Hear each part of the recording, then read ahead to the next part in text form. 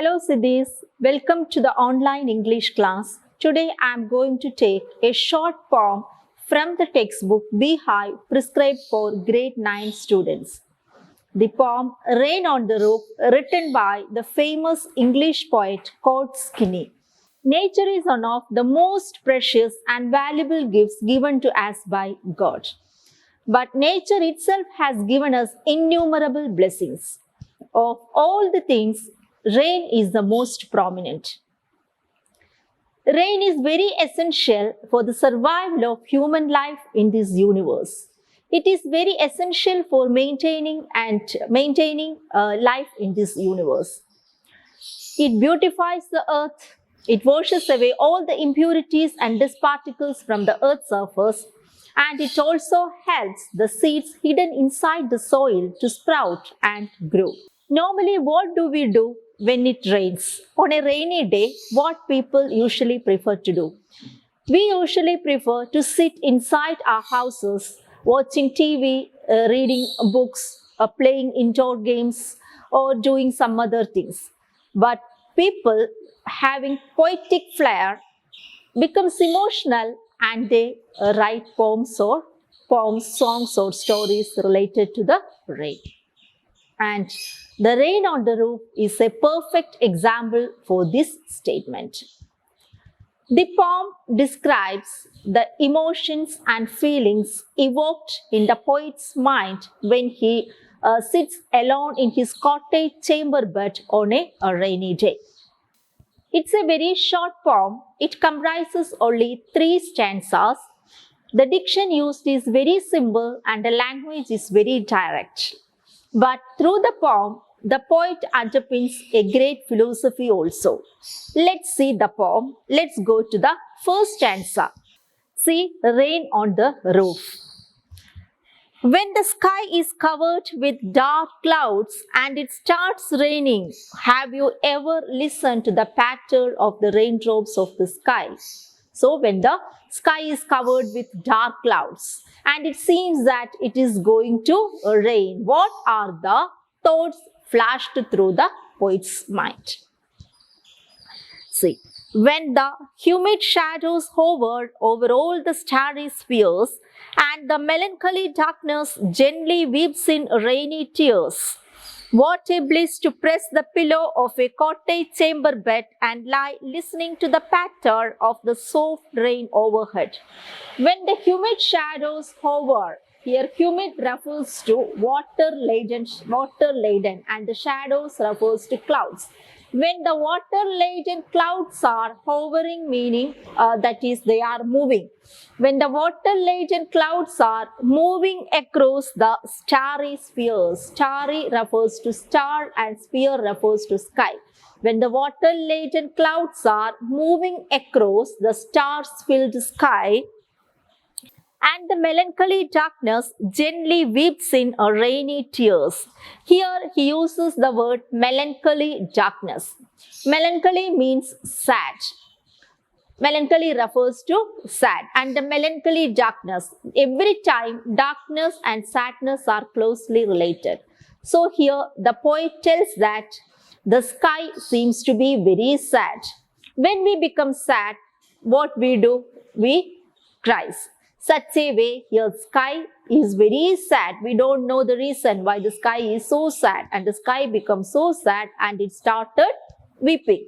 And the tears of the sky or the tears of the clouds come down to earth in the form of raindrops. Very beautiful poetic imagination. See, the tears of the sky or the clouds comes down to the earth in the form of raindrops. What a bliss to press the pillow of a cottage chamber bed and lie listening to the patter of the soft rain overhead. The poet continues to say that what a bliss to press the pillow of a cottage chamber bed and lie listening to the patter of the soft rain overhead. So the poet tells that here bliss refers to perfect happiness. So the poet tells that on such rainy days, he normally preferred to sit inside the room of his cottage chamber bed and lie down, pressing the pillow and listen to the music of the rain that falls on the tin roof overhead. Now, we goes on to the second stanza. Every tingle on the shingles has an echo in the heart, and 1,000 dreamy fancies into busy being start, and 1,000 recollections weave their air threads into woof, as I listen to the patter of the rain upon the roof. Every tingle on the shingles. Here, tingle refers to the the soft sound of the raindrops falling on the roof. That is called tingle here. Shingles here refers to the rectangular tiled roof. So every raindrops that falls on the rectangular tiled roof, it creates an echo in the poet's heart. What is the meaning here? It creates an echo in the heart. How does it create? The patter of the raindrops create. How does the patter of the raindrops create an echo in the poet's heart? How? On hearing the soft music of the raindrops falling on the tin roof overhead, what happens here? 1,000 dreamy fancies into busy being start, and 1,000 recollections weave their air threads into woof. At the time when the poet was listening to the music of the raindrops falling onto the roof, into the poet's mind, imaginations and past memories come. How the imagination and past memories come to the poet's mind, just like their imagination and past memories are interconnected, just like the threads are woven together in a loop. So imaginations comes into his mind such a way the past memories also comes to the poet's mind.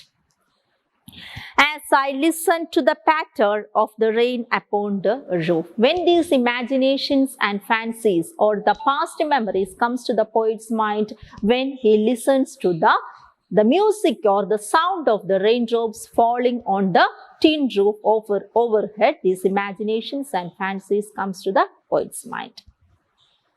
So the first and the second stanza. So students, today we have learned two stanzas of the poem Rain on the Roof. And here the poet describes about the emotions and feelings flashed through his mind when he listens to the music of the raindrops that falls on the tin roof overhead. And here the poet tells that he was in a very sad mood. Because how do we know that the poet was in a very sad mood? Here the word melancholy darkness he used here. Since he used the word melancholy darkness to describe to describe the sky, that is the sky filled with sky was very sad. It was melancholy darkness refers to the sky seems to be very sad, but actually it shows that the poet was very sad. And at the sad moment, when suddenly the rain falls and he listens to the music of the raindrops falling on the roof, the poet becomes very happy. That is the word he used here, the bliss, that is perfect happiness. And at the time, he was alone in his cottage chamber bed, and at the time, so many imaginations that he started imagining, and at the same time, past memories comes to the poet's mind. And the imaginations and the past memories comes to the poet's mind just as the threads are woven into a loom. That meaning both are interconnected. The first, the imagination, then the memories of the past. So all these things comes to the poet's mind. Students, hope you have understood the two stanzas of the poem that we have learnt in this session. One more stanza is remaining that we will be learning in the next session. Till then, bye.